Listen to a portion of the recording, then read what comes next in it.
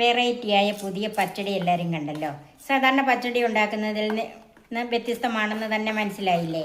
ഇതിൻ്റെ അകത്ത് സാധാരണ നമ്മൾ ഉണ്ടാക്കുമ്പോൾ ഇതിൻ്റെ അകത്ത് ചുമന്ന മുളക് ചേർക്കാറില്ല. വെളുത്തല്ലേ പച്ചടിയൊക്കെ ഇരിക്കുന്നത്. ഇതങ്ങനെയല്ല. ഇത് അതുപോലെ മാങ്ങ അരച്ചാണ് ഇതിൻ്റെ അകത്ത് ചേർത്തിരിക്കുന്നത്. അതും ഇതിൻ്റെ ഒരു വെറൈറ്റിയാണ്. നിങ്ങളിനി പച്ചടി ഉണ്ടാക്കുമ്പോഴത്തേക്കും ഇതുപോലെ ഒന്ന് ഉണ്ടാക്കി നോക്കണം. ഇത് ചോറിൻ്റെ കൂടെ വളരെ രുചിയുള്ളൊരു പച്ചടിയാണ്. നിങ്ങൾ തീർച്ചയായും ഇതൊന്നും ഉണ്ടാക്കി നോക്കണം. ഈ രീതിയിൽ ഉണ്ടാക്കി നോക്കണം. ഇതെല്ലാവർക്കും ഇഷ്ടപ്പെടും.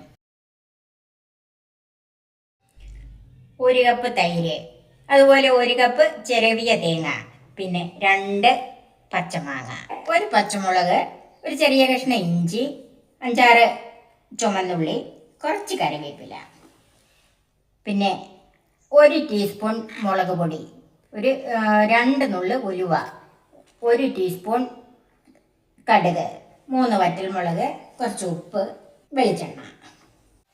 മാങ്ങ തൊലി ചെത്തി ചെറുതായിട്ട് അരിഞ്ഞു വെച്ചിട്ടുണ്ട്. നല്ല പച്ചമാങ്ങയാണ്. ഇത് സാമാന്യം പുളി ഉള്ളതാണ്. പച്ചമുളക് ചെറുതാക്കി വെച്ചു. ഇഞ്ചിയും ചുമന്നുള്ളിയും ചെറുതാക്കി വെച്ചിട്ടുണ്ട്. ഇനി ഇതെല്ലാം കൂടെ ഒന്ന് അരച്ചെടുക്കണം. മാങ്ങ അടിമ ജാറിലേക്ക് മാറ്റാം. പച്ചമുളക് ചെറുതാക്കിയത്, ഇഞ്ചി അരിഞ്ഞത്, ചുവന്നുള്ളി, 3-4 കറിവേപ്പില, മുളക് പൊടി. അപ്പൊ ഇത് ചമ്മന്തിയാണോ എന്നൊരു സംശയം തോന്നിയിട്ടില്ലേ? എന്നാൽ അങ്ങനെയല്ല. ഇനി ഇതിലേക്ക് നമുക്ക് തേങ്ങയും കൂടെ ചേർക്കാം. വെറൈറ്റി രീതിയിലും ടേസ്റ്റിലും ഉള്ള ഒരു പച്ചടിയാണ്.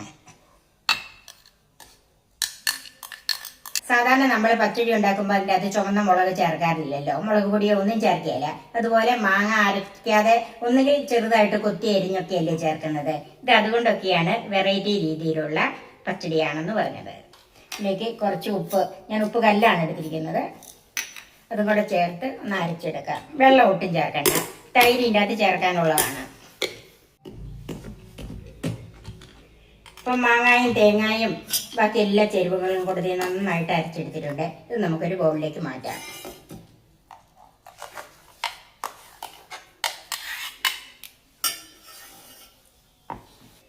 ഇനി ഇതിൻ്റെ പകുതി കടുകും കൂടി ഒന്ന് ചതച്ചെടുക്കണം. ഒത്തിരി അങ്ങ് അരിഞ്ഞു പോകേണ്ട. അതുകൊണ്ടാണ് ഞാൻ അരപ്പ് മാറ്റിയിട്ട് ഇത് ചതച്ചെടുക്കുന്നത്. 1/2 ടീസ്പൂൺ കടുകുണ്ട്, അതൊന്ന് ചതച്ചെടുക്കണം. പിന്നെ കടുകും കൂടെ ഇതിൻ്റെ കൂടി ഒന്ന് ചതച്ചെടുത്തിട്ടുണ്ട്. ഇതെല്ലാം കൂടെ നമുക്ക് ആദ്യത്തെ ബൗളിലേക്ക് തന്നെ മാറ്റാം. ഇനി ഈ തൈരൊന്ന് ഉടച്ചെടുക്കണം. ഞാനിപ്പോൾ ഈ ജാറിനകത്ത് തന്നെ ഇട്ടാണ് ഉടച്ചെടുക്കുന്നത്.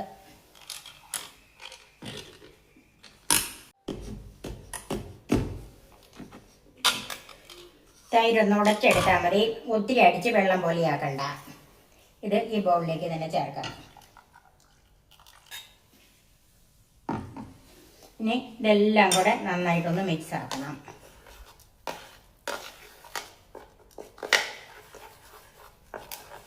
നന്നായിട്ട് പുളിയുള്ള മാങ്ങയാണ് നിങ്ങൾ എടുത്തിരിക്കുന്നതെങ്കിൽ തൈരിന് അധികം പുളി വേണ്ട.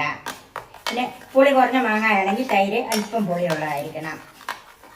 പിന്നെ പുളി ഓരോരുത്തരുടെ ഇഷ്ടമാണല്ലോ. ചിലർക്ക് നന്നായിട്ട് പുളി വേണം, ചിലർക്ക് പുളി വേണ്ടല്ലോ. അതിനനുസരിച്ച് മാങ്ങായും തൈരും എടുക്കുക. അപ്പം നന്നായിട്ട് മിക്സ് ചെയ്തിട്ടുണ്ട്. ഇതിൻ്റെ ഉപ്പൊന്ന് നോക്കണം.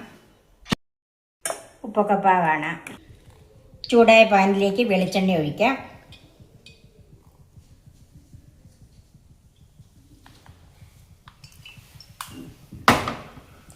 1.5 ടേബിൾ സ്പൂൺ വെളിച്ചെണ്ണ ഒഴിച്ചിട്ടുണ്ട്. ഇത് കുഴിവുള്ള ചെറിയ പാത്രമല്ലേ, അതുകൊണ്ട് ഒത്തിരി കൂടുതലുണ്ടെന്ന് തോന്നും.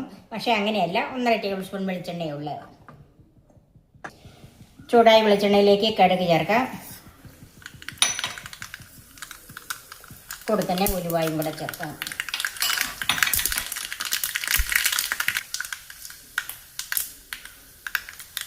വറ്റൽമുളകും കുറച്ച് കറിവേപ്പിലയും കൂടെ ചേർക്കാം.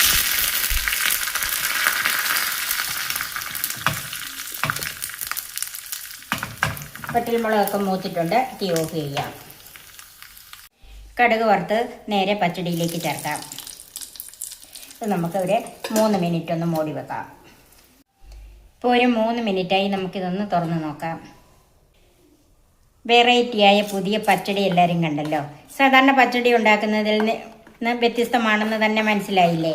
ഇതിൻ്റെ അകത്ത് സാധാരണ നമ്മൾ ഉണ്ടാക്കുമ്പോൾ ഇതിൻ്റെ അകത്ത് ചുമന്ന മുളക് ചേർക്കാറില്ല. വെളുത്തല്ലേ പച്ചടിയൊക്കെ ഇരിക്കുന്നത്. ഇതങ്ങനെയല്ല. ഇത് അതുപോലെ മാങ്ങ അരച്ചാണ് ഇതിൻ്റെ അകത്ത് ചേർത്തിരിക്കുന്നത്. അതും ഇതിൻ്റെ ഒരു വെറൈറ്റിയാണ്.